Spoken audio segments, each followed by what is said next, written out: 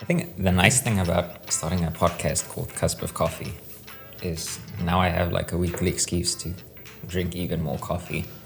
Than we already do. Yeah, it's like a blend of the two things that have the most control over my life, just coffee and dentistry. And dentistry. Okay, so I thought for this first episode, we can do like a semester recap basically. So I found some prompts online roughly 10 minutes ago. Yeah. You know, in keeping with the professional theme. Of course. So first up, I think let's do like just a super brief summary Yeah. of the past semester. Look, just like the big stuff. Okay.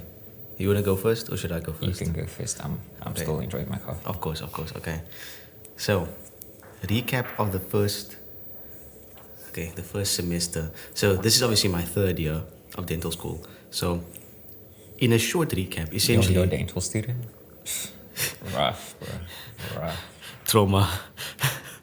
The course that actively tries to traumatize you. Best line. So I think the main thing that obviously happened in like this, what do you call it? The third year of dental school is essentially that it got a lot more clinical. So I started seeing patients for the first time. And that is like probably the biggest adjustment for me to have to make, seeing patients. So we started doing fillings on patients. We started doing dentures, full dentures on patients, and obviously like basic pedio work. And so juggling, I spoke to you a lot about this before, like juggling the clinical side with the academic side is something you never really had to do until you start seeing patients. And so that's something I needed to get used to. Also, the fact that the volume of work just increased so much, as well as the intensity and complexity of the work. Because now I'm doing things like, for the first time, pharmacology, heavy microbiology, oral surgery, all those stuff. So it's like a lot of new stuff thrown at you at the same time, as well as clinical stuff. And so that was like the biggest challenge, I think. But you sort of work into a groove eventually. Like at the start, it's very new, like having to book your own patients, get materials, and go through all the things that you've heard other students talk about before. But yeah, eventually work into the groove of things. I managed to finish 2 full dentures. So essentially, I completed my quota for the year. So that was one big thing that happened last semester, in this first semester. Moving along really well, probably discovered my favorite aspect so far, which is restorative work. So doing like fillings and things like that. Yeah, probably pedio being my most boring clinic so far, because we're seeing very, very basic gingivitis patients. So it's like you're not really getting to do much. Is it like handpicked, or is it just that's how it happened? So essentially, like there is a small chance you could get a periodontitis patient, but what they do is they generally reserve the basic gingivitis cases for third years. So your first few patients, and most likely until like maybe this next semester, will be gingivitis patients. Yeah, so you'll just be managing that. So it's essentially just a scale and a polish, a fluoride treatment. I think they're just trying to get us warmed up into it. That's good there. One of my first perio patients, I remember being nervous beforehand because I was still a bit shaky on how to do probing. And then the moment I put in the probe, the whole thing just sank down. Yeah. And I was like, heavy perio case. And I was like, yo, okay. Yeah. Yeah. But that's the thing. For me, my perio session has been in this first semester, and I've just seen my timetable for the next semester. It's going to stay the same. It's what we call the graveyard shift over at UWs, which is the 2 p.m. session on a Friday. Nice. So it's like after lunch, you come back to campus, 2 p.m. till 4 p.m. The campus is cleared out, no one's there, and I have to do probing. Like, it's just like, it's like the most boring clinic at the worst possible time. So, and it's staying the same, so that's great. So ultimately, like, as an overall for like the entire semester, I'd say it's generally gone well, although I've seen my academic progress suddenly halt and then start to decline. But my clinical progress, obviously, which is starting for the first time, has like sort of been on like an upward curve. So I'm curious to see how that changes in the next semester. Yeah. Well, it should make sense because you have the same amount of time, but the workload is like almost doubled in a sense. Yeah, essentially. Yeah. Yeah, that adjustment period is difficult, even for me. So, for my semester, obviously I've been in clinics for 2 years at this point. So I thought like, okay, it won't be too bad. So the only real additions were pediatrics. So we started seeing like pediatric patients, and then we started doing crown and bridge work, and then we also started doing root canals on molars. But everything else stayed largely the same, like restorative stayed the same, removable prosthodontics, all of that largely the same. So I was like, okay, it shouldn't be that bad. Until I tried doing my first molar endo, and I realized, oh, okay, it's different. Yeah. Same with pediatrics, same with crown and bridge. It's been quite a steep learning curve actually getting used to all of that. And in the other departments as well, the complexity of the work has gone up. I think because the expectation is also a bit different. Like, even just something like restorative, like if you're only doing one filling in a station, they kind of look at you funny, where it's like the expectation is you should be a lot quicker at this point. Yeah. But also the quality of the work should be a lot higher. I think I noticed this especially with anterior restorations, where they became a lot more strict in terms of what the final aesthetics should be, which is fair, because I mean it's in the aesthetic zone.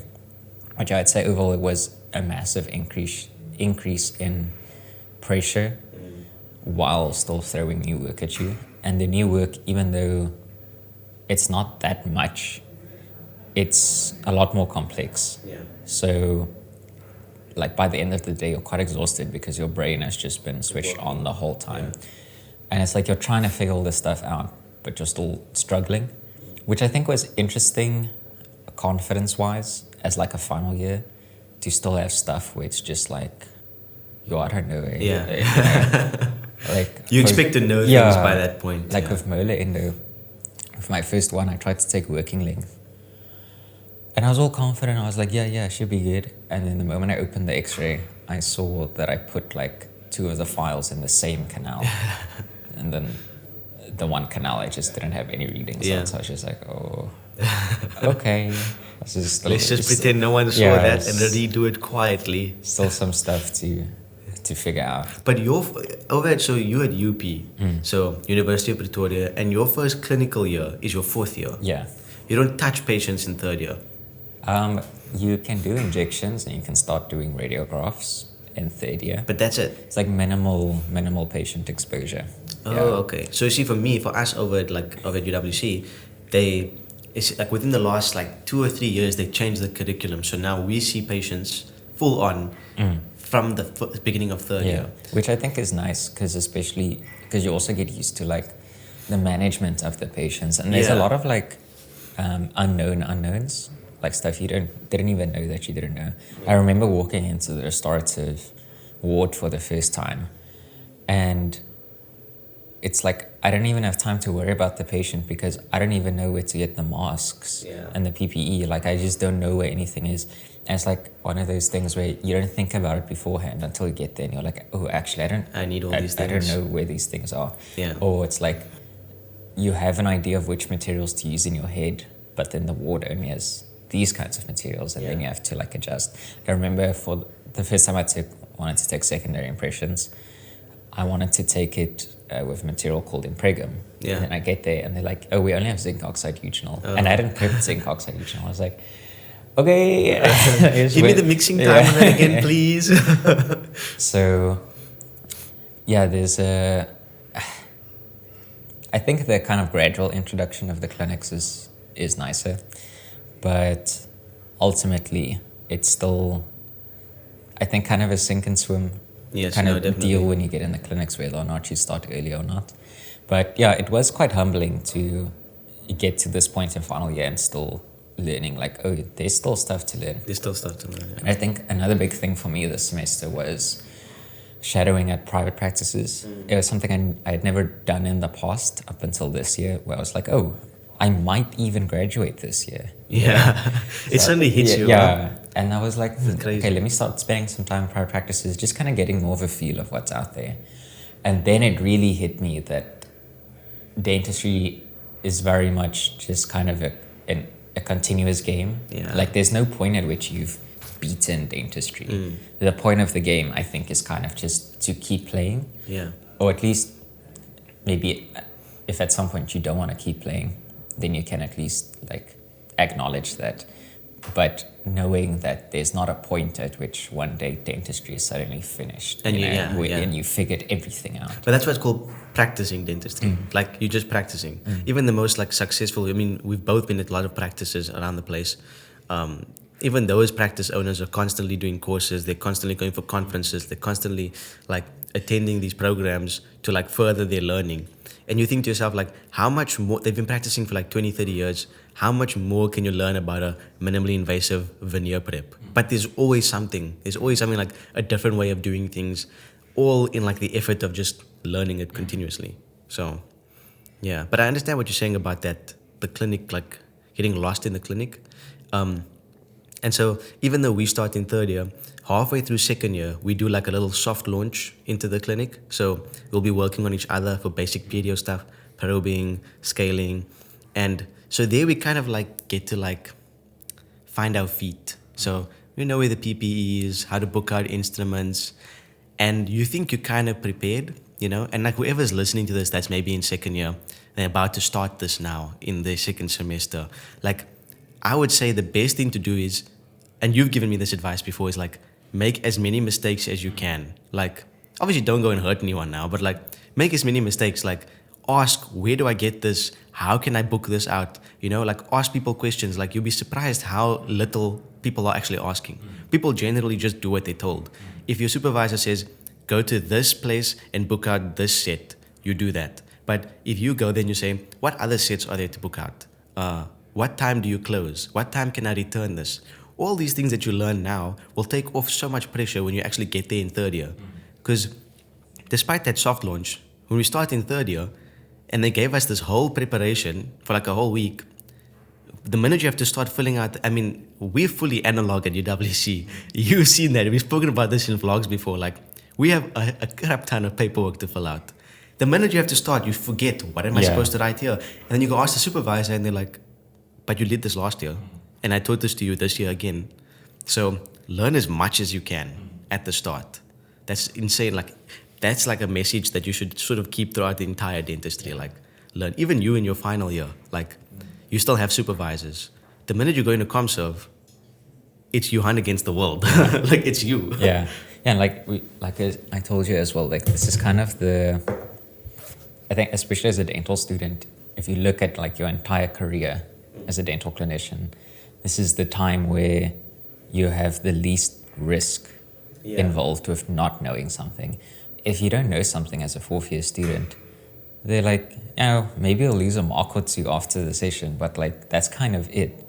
If you don't know something 3 years as a dentist, then, you know, when you start making mistakes, the repercussions are way more severe, you know. Yeah. Because then you get sued and there's financial problems involved, and it's just And like you're homeless.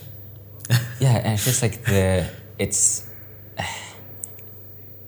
as you go along, as you get more experienced, the kind of margin for error becomes exponentially smaller and smaller and smaller. Yeah. So I think especially as a dental student, even though it's difficult, and I mean even for me as a final year, it's kind of like you do pick up a little bit of an ego as you go, even if you try not to. Yeah. Because you gain competence, and as a result you gain confidence. And you're constantly surrounded by lower younger years who don't know what you know. Even if it's something simple, like I know where to book a patient. A second year won't know that. Now automatically I gain a point of like confidence or ego because I'm like, I know something they don't know. It's not that big, but it just naturally happens, and you have to sort of control that as well. Yeah. Also. Yeah, I think what I've kind of come to realize over the years is a bit more of a difference between, and what I had to really remind myself again this year is kind of the difference between like ego and confidence. Yeah. Where for me, I kind of define it as confidence is like you know what you can do, whereas ego more has to do with Arrogance. with what other people think you can do, or like how other people perceive your abilities. But also how you carry yourself, I feel. Like, But I think the ego thing, I think, is less useful. oh, definitely. Because if someone thinks you can do this thing, but you don't actually know how to do that thing, you've just kind of been faking it the whole time, or you never asked and like no one said anything, then that's not really confidence. And I'd rather be like a confident clinician than like obviously like an egotistical clinician. But you know, I feel like what plays into that a lot, that starts happening the minute you start getting more hands-on, is the fact that there will always be somebody better than you. And that plays into the whole ego thing, because if you are somebody that's like, and most people that get into dentistry are getting quite good marks or high marks in school. You get in, you have this idea that I'm pretty smart, you know, even if you don't have an ego about it. You're like, I'm pretty smart, I know what I'm doing. And then you get like knocked down like 10 levels by dentistry. Even if you're succeeding academically, there will be something in the course that's going to smash you and it's going to flame you. And whether it's like you doing a really bad restoration, you struggling in pros to like make a special tray, something simple even, there's going to be somebody that's doing it better than you. And then there'll be this impression of you. And I've noticed that people think that because you're good academically, you're going to be good clinically. And so then that plays into this ego thing, because they're like, oh, he's good you like really smart, you'll be doing this good.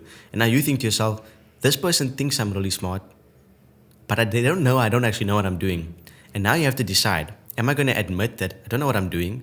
I've never done it before. Let me learn. Or am I going to play into this ego thing and pretend I know what I'm doing and fake it?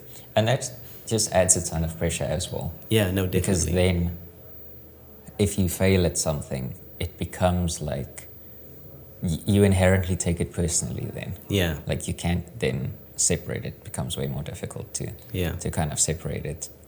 But then kind of on the topic of like confidence. So looking back at the past semester, what would you say was kind of like the biggest accomplishment for you, or the thing that you achieved and like it made you the happiest that you were able to do that thing? I think I've like gotten that feeling the most in doing restorative work, because I feel like I spend so much time looking on Instagram at all these fancy restorations, at dental practices, looking at them do these things, talking about rubber dams so much, talking about bonding agents. You're trying to learn as much as you can. You get into the clinic and it's like insanely scary to start drilling on your first tooth, because you just touch the tooth and you're like, I went into the pulp. Yeah. It's like insanely scary. And so to think about what my first tooth looked like to where it did now, just like 6 months later, I feel like that's the biggest sort of boost I've had to my confidence, because people don't really know how many quotas you've done. You kind of know that yourself unless you go and tell people. Yeah. And I don't generally like to like go about like, I did this many, you know, like try and keep things to yourself. And so just to know yourself how many you've accomplished and what the supervisors has told you privately about your own work, I feel like that has given me the most sort of like satisfaction, because it's a procedure that I've seen other places a lot that I'm actually able to implement. So if I go to practices and I see people doing implant work, I see them doing like maybe even root canals, stuff I'm not doing now. Like implants you'll never even really touch in undergrad, root canals only later on. So the restorative work is the only thing I really have access to do now. And so to be able to implement what you learn outside of dental school, in dental school, that's sort of like where it connects for me. And it's it like, comes together. Yeah. And then that also like you can then suddenly have all these reference points. Yeah. Where it's like, oh, this person did this thing way better than I did. Yeah. How did they do that? How can I learn from it? Yeah. And then you also realize what you struggle with. And again, you figure out like the unknown unknowns, where it's like you don't even know you don't know that thing. Yeah. And then you start figuring it out. You hear from other people. How do they like get around that? Something I used to struggle with was like voids and overhangs with class 2 restorations. And so I just asked a lot of people like, how do you prevent that? And then just learned a bunch of different tricks. And now like I feel a lot more confident, for example, just doing a class 2 restoration. But that comes from doing the thing, sucking at the thing, and trying to figure out how do I suck less. But you actually need to have that drive in you to say, I want to figure this out. Because it's very easy to be like, yeah, there's gonna be a couple overhangs, it's fine, whatever. But to actually be like, I want to fix this for myself, but also for my patients, it's like, that's the key, I think, like just having that drive to say, I want to get better. Yeah, it's like aiming for good instead of good enough. Yeah, yeah, exactly that. And I feel like it's very easy to just aim for good enough, especially when you've had a long day of lectures and you still have a Friday clinic in the afternoon, to be like, I don't need to probe every tooth. It's like it's very easy to just stop and to do good enough. But it's way more difficult to actually start striving to actually do good work or excellent work as best as you can. Yeah.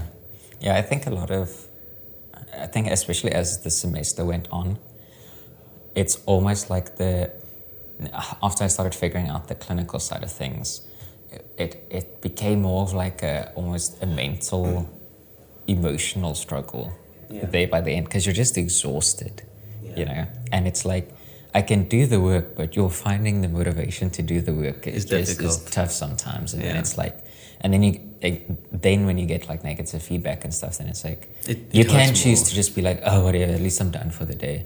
Or it's like, okay, fine, like, let me listen and see if I can improve on the next one. But it does get tough, I think, as the semester draws on. But something I'm looking forward to, and what I noticed as well with like a lot of the private practice dentists, and something they pointed out as well, is that at least after dental school, when the day is done, you don't have to think teeth anymore. Whereas here, there's always something that needs doing. It's this constant burden. Yeah. Like the other day, a friend and I, we were just hanging out. It was like a Sunday evening. And in the back of my head, I'm thinking, I really should be like working on this assignment for later in the week. And then I had this moment where it's like, I'm hanging out with somebody on a Sunday evening when I'm supposed to be like relaxing. And any normal person would be relaxing. And instead of like enjoying the time with like people that I might not see again after this year, instead I'm stressing about school. So it's like it gets to you after a while. So I'm keen to see, especially next year, if that it changes. Yeah. But I think it should be easier to kind of leave dentistry at the door once you go home.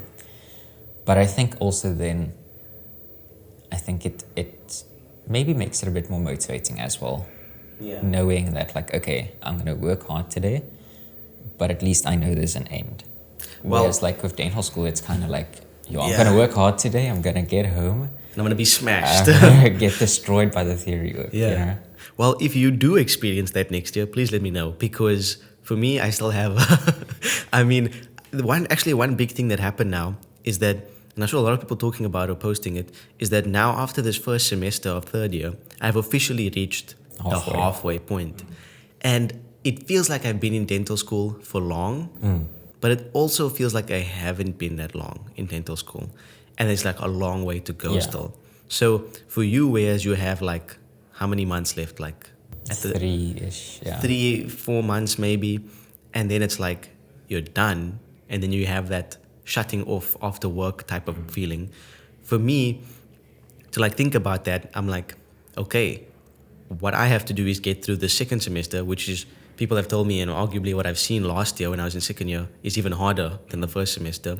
And then get through what people call the worst year of dental school, fourth year, and then get to final year. So for me, it's like, if I start thinking about the road ahead, I get lost very quickly, because it just seems like a long tunnel still. Yeah. And so I feel like that's how our approaches will be a bit different, because right now you can afford to think about what like next year is going to look like. Because 6 months away is your future. Yeah. For me, it's like my future is 2.5 years away. Yeah. So I need to focus on the next day only. Yeah.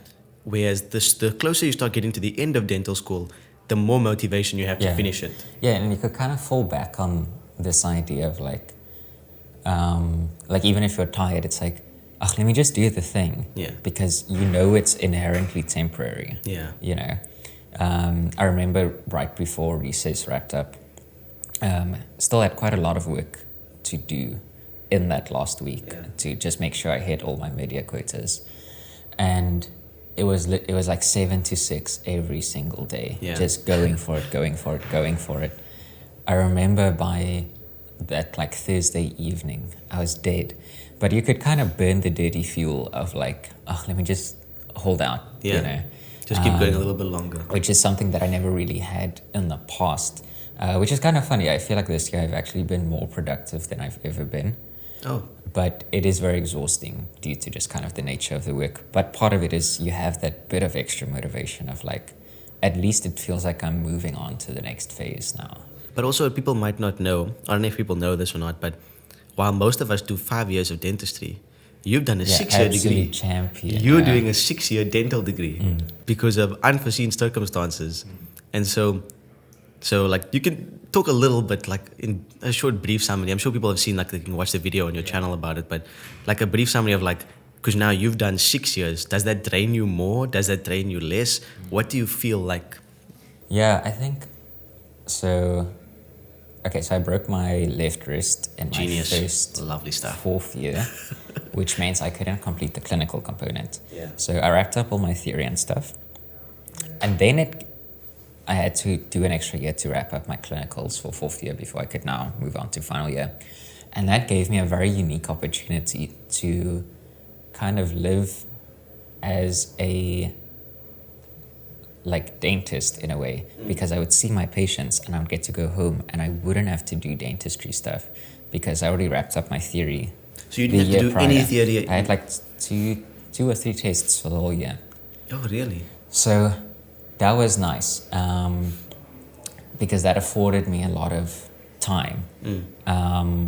It sucked, and I think those first few months I was a bit angry in a sense that I had to put in all this extra time, and I got to see my friends move on to final year without me. That must have been And difficult. I was in like a whole new group essentially, like year group essentially, and there weren't really people I knew, so I had to, you know, kind of, it felt like everything was in a way starting from scratch. Yeah. But during that year, it really hit home for me that I'm going to be doing dentistry for a long time. Yeah. Like, yes, I might be doing a whole extra year of what should have been a 5-year course, but it really sank in for me then that like, oh, I might be doing this for the next 20, 30 years of my life. So like, what's 1 year different?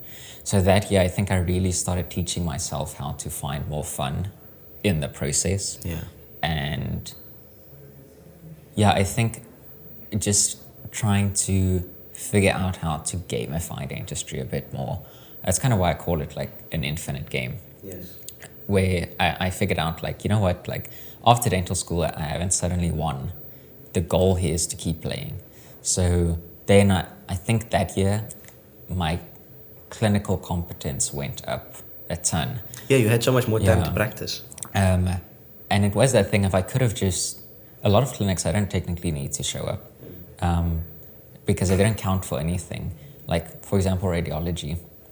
I took a lot of x-rays last year, didn't count for anything. This year I still had to do my quota from scratch, you know. Oh, doesn't It move didn't over. carry over, nothing. Like a lot of it, technically, that all, you could argue it was for nothing, but It wasn't. for me, it was a year of practicing with no repercussions, which meant I could go into the session, pretend I know nothing, get a horrible mark.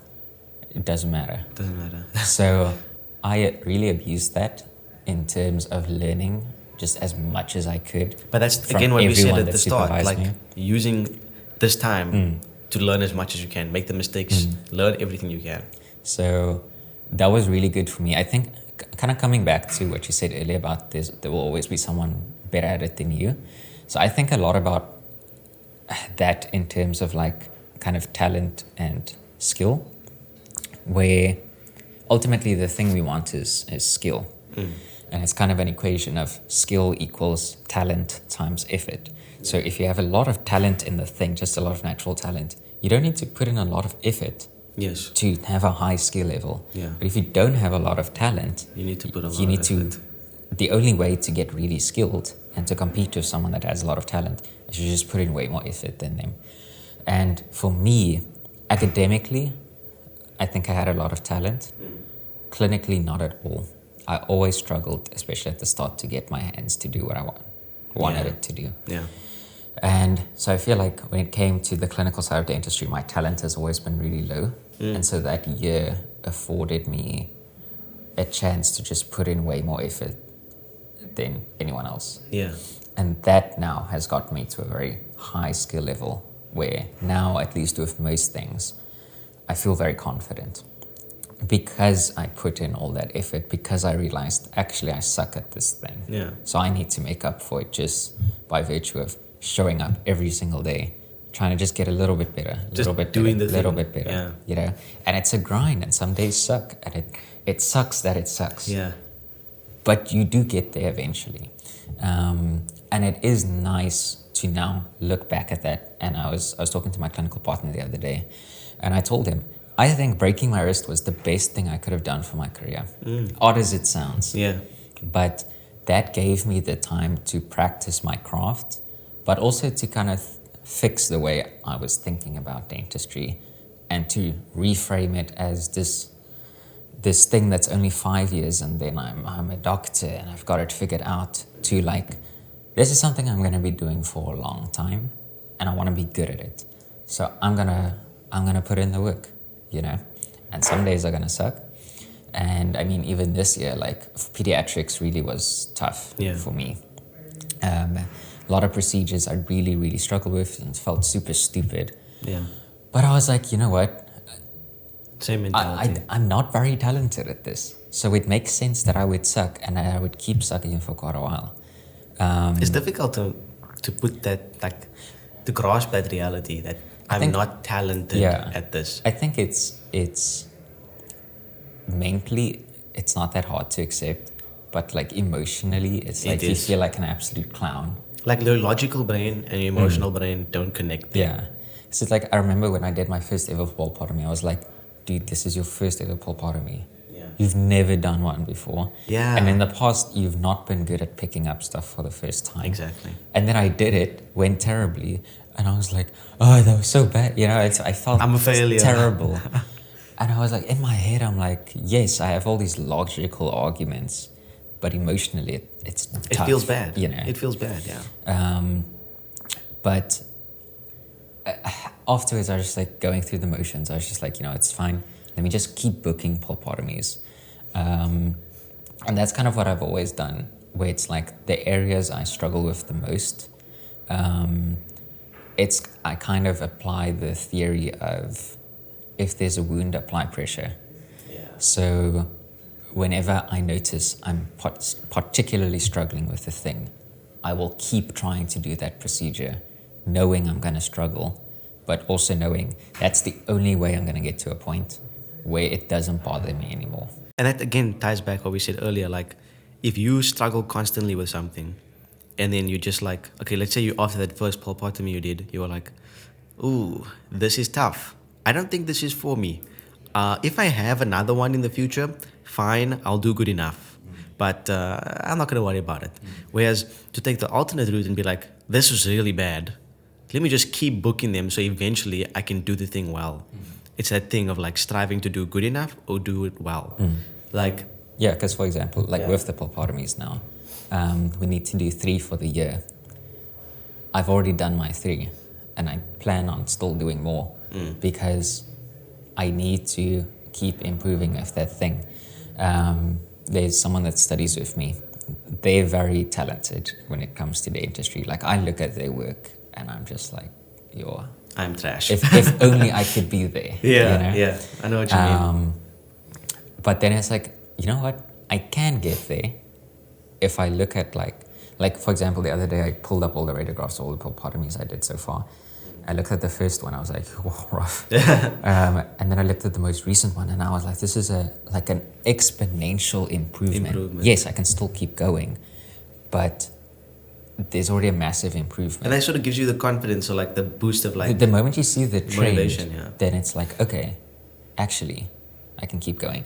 So this is interesting. In terms of like trends and data points, it's a bit of a tangent, but I'll explain. I think it's like really useful to understand, especially like as a dental student when you're constantly faced with things you've never done before. Yeah.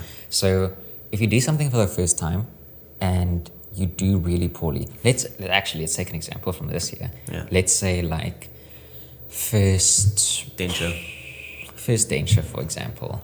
And I'll tell you now, a lot of people find pros to be the worst thing in my year. Me included at the start, at least. let's take pros, right? You do your first denture, it's pretty bad, Yeah. right? Then it's easy to think like, okay, I just suck at pros. Yeah. That doesn't really make sense though, because you only have the one data point, and now you've decided it's a trend.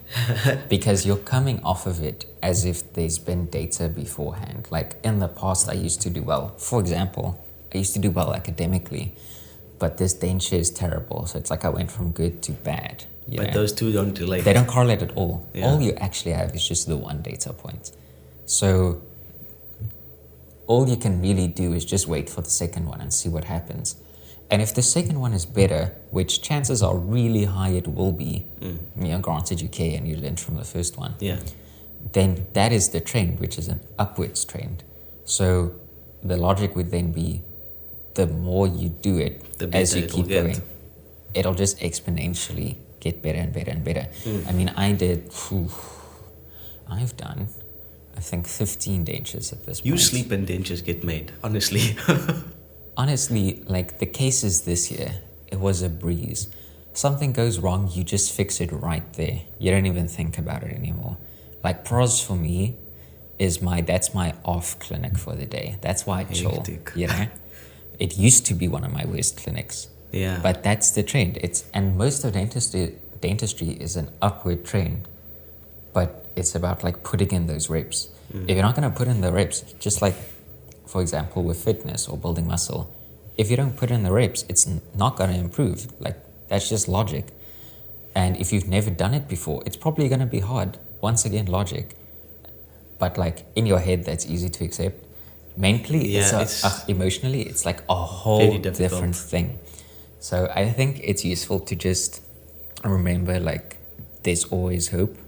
And like logic is on your side. Yeah. It's just if you have a bad day, then it sucks. And, like acknowledge that like, okay, this isn't very fun being in this position, and you feel what you feel. And, sometimes that means like going to watch a movie instead of maybe working through lectures that evening. Yeah. Just to like... You're allowed to give yourself just to... recovery time. Go through the motions. But logic is on your side. And everything stands to reason that you will naturally improve over time. So don't take the first experiences as like this final judgment on whether or not you can or cannot do this thing. If you cannot do this thing, then chances are, yes, you can't do it, but you can't do it yet. Yeah. It's about that mindset. You can get there eventually. Yeah, that mindset shift. Like, I think everybody, when they start in dental school, at some point need to reach what they call I think it's a nexus point or something they call it, where like you reach that point and you need to suddenly make this decision to like shift your mindset. So hopefully you can reach there without breaking your hand. Although if you want to break your hand, that is one way of doing it. Go for it. Yeah, but we don't recommend. You didn't hear it from us. No medical advice on this. Yeah, this is podcast. a disclaimer. But you need to reach that point. Like I've been in the lab this year, and so the second years are basically making a denture, not for a patient, but they just make a denture. And I've overheard like people in the background, a couple second years just say out loud like, "I am never doing dentures ever," and I'm like, you haven't even gotten to a patient yet. Like, you haven't taken an impression, you haven't mixed alginate, you haven't like done a tie-in, all of the difficult things of pros, you haven't even touched yet, but you decided, and maybe it was just a fun comment that just threw on the side. I'm not saying that, they're wrong for that, but I'm just saying like, if that was like a serious comment, that's where the mindset shift needs to happen, because like, you need to inherently enjoy what you're doing. Like you need to. I can't imagine doing this if I wasn't enjoying it. Like for me, the idea of practicing as a private dentist or as a dentist, a qualified dentist, is very appealing. And because it's appealing, it's way easier to get through dental school. Because if I was like, I'm putting all of this effort in one of the most difficult, challenging courses there is, clinically and with your hands, I mean, clinically and academically, just to do a job I'm not going to enjoy. I can't imagine doing that. Yeah. Like, I don't know how people do that. It's like, you'd rather just do something else then. Yeah. It's not worth it. Yeah. It's really not worth it. Yeah, I feel like, so what's also been interesting with going to like private practices and stuff is seeing the financial aspect of it. Yeah. Because I think like on the side of just being realistic and honest, I think a lot of people, especially at the start, a big reason as to why you go into dentistry is because of the kind of monetary stability that's associated with that. But then over the years, you don't really think about it as much because you have other things to worry about. And then this year, I was like, oh, someone's going to give me money? Yeah. Because you're used to working in a free clinic. It's not even that you're working for free. It's you're paying the hospital so you can go work there. To run their free clinic. So it's a whole different game. It's a very different shift, yeah. But that was interesting to see.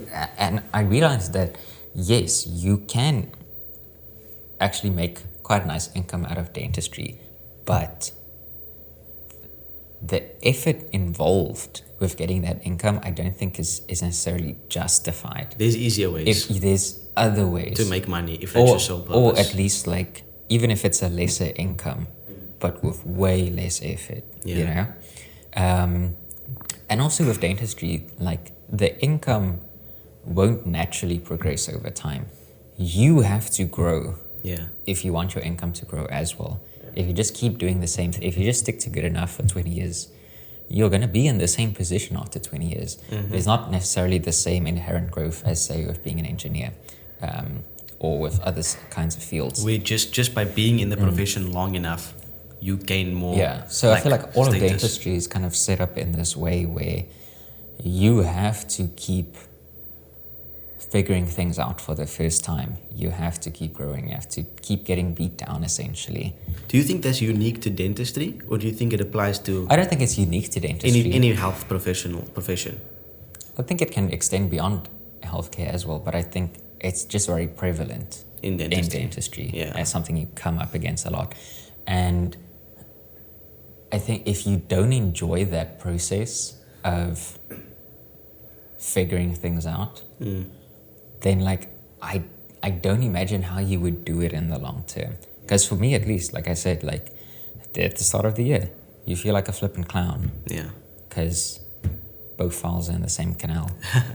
But or you use I'm not gonna say who did this, but it totally wasn't me, but you use a dentate tray for any dentulous patient, and the supervisors form a circle around you, laugh at you, and it could never be you. Never me. I didn't do that. Why would I do that? That's not me. But yeah, despite that, I think, for example, when I did my phlebotomy exam, that went really well, and the level of satisfaction I felt after that is unlike anything, and I can't imagine getting that anywhere else. It's addictive. Like that was such a massive rush. It was like this overwhelming feeling of just validation and joy and gratification. And but you'll only get that if you struggled before. Exactly. Like if I get it right the first time, well, okay, it was easy. And what's nice about like dentistry is like once you really start figuring a certain skill out, you get to keep that skill. That's a permanent thing you know how to do now. Yeah. For the rest of my life, I will now know how to take an impression, for example, or know how to. Your hands are sort of used to it, like it's like riding a bike. So you're getting like these permanent skills. And yes, like it's a struggle to figure them out, but once you have them for the rest of your life, and you can use them to help people and to generate revenue, which I think is really cool that you get to do that over and over and over again, and just keep building that over the years. And I think that aspect of it, that for me, that's kind of where the game of dentistry comes in. Yeah. Where it's like batting your head against the same wall over and over and over again, until one day it cracks and you're like, and you break through. Oh my goodness, that was me. Like no one could do that for you. Yeah. You have to be the one to do it.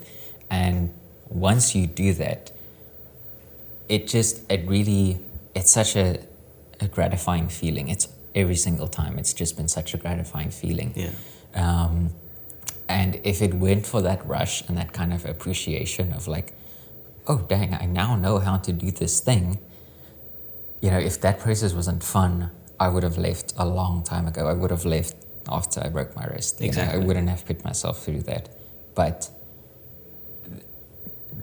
knowing how to enjoy the process will take you, and I kind of said something similar to you, I think, at the start of the year when you were also kind of like struggling a bit with this the clinics idea, and stuff, yeah. where I think the best indicator for like long-term performance is actually curiosity instead of talent. Yeah, Because someone who is curious will keep going through that process of struggling with the thing until they figure it out, because that's where that's the reason they do it, is for the rush of figuring something out. As if someone... That addictive feeling, Yeah. chasing it, yeah. Where someone else's reason for doing it might not be, you know, might be something that's a bit more, I guess, finite or limited. Yeah. Where it's maybe just doing it for the salary and like, oh, I'm quite talented at this thing, so it's like it's very doable, you know. But like as time goes on, eventually you will kind of move past that. That's just like from a pure stats point of view, that's what's going to happen if you keep incrementally getting better and better and better. And no matter how good someone is, if they're just plateauing, eventually you'll go past them. And I think that's along the way you're having a lot of fun as well with each increment. Making it a game. You're like getting that rush, getting that rush, and you get more used to the process of being bad at something. Yeah. Because like, for example, in fourth year I sucked at everything. Yeah. And I felt like a failure as a person. Whereas this year, I still had stuff I struggled with, but it wasn't like, you know, I didn't take it as personally anymore. Yeah. I was just like, I know this will pass. I just need to work through it. And then eventually when you get to the point where you figure it out, you're like, oh yeah. You know. And I think that's important that to like note that doesn't just apply to like doing your first pulpotomy or doing your first denture. Like it applies to even small things, like just using like something like, what's an easy example? Using indirect vision, getting the modified pen grasp right. Small things like that you think to yourself, this is so impossible. I'm just never ever going to use the mirror. I'm just going to like turn my entire body around, break my back. I'll just do that. It's better. Like, no, force yourself to just do the difficult thing from the start. You start doing that in second year, trying to figure out how to use a mirror, how to hold your handpiece. All these things, like the same rule applies whether you're doing your first crown in final year or whether you're doing your first, like holding your first instrument. It applies. Whether you're trying to get like the lateral pressure of a scaling stroke, right? Like it's simple things, but the same thing applies. Like you need to just keep batting your head against the wall until you break through. That's the important part. And enjoy that process. If you don't enjoy it, I really don't see how you're going to get through 5 years. It's not looking good. I don't know about that one, Chief. Yeah. So then, kind of looking ahead to next semester, what are things that, like, you're kind of, I would say, nervous about, or kind of like challenges that are there's coming fear up? in me. There is fear in me, my friend. So the big thing that I'm starting next semester is oral surgery. So again, a completely new experience, one that I'm ready to be humbled by. It looks easy putting out teeth. It's probably not, you know? So that's something for new. me, like, that's the one clinic where I walk in and my heart rate starts going up and up and up. Because you never know what's coming. Know. Are those roots going to be calcified? Is the tooth going to break? Is the crown brittle? You never know what's going to happen. And I'm saying these things not even having done it yet. So imagine when I start doing it. So that's the clinical aspect of things. The only thing changing clinically is that there's a new clinic being added, oral surgery.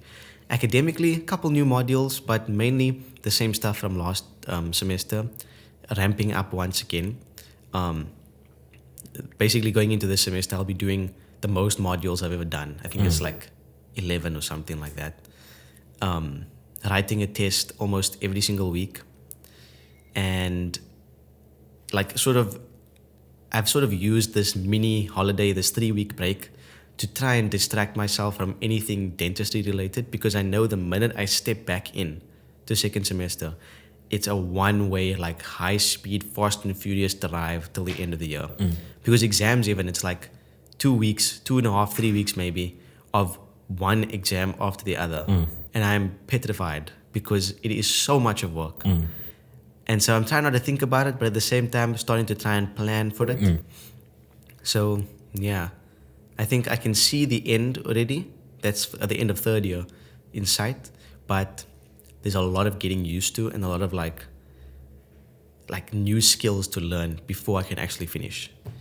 And yeah, what about you? I mean, your end is not just the end of fifth year or final year. It's the end of dental school. It's the end of like this whole journey. It's such a massive part of your life. Ideally, I might do the 7-year plan at this point. But Time to break the wrist again. The plan is definitely to wrap things up this semester.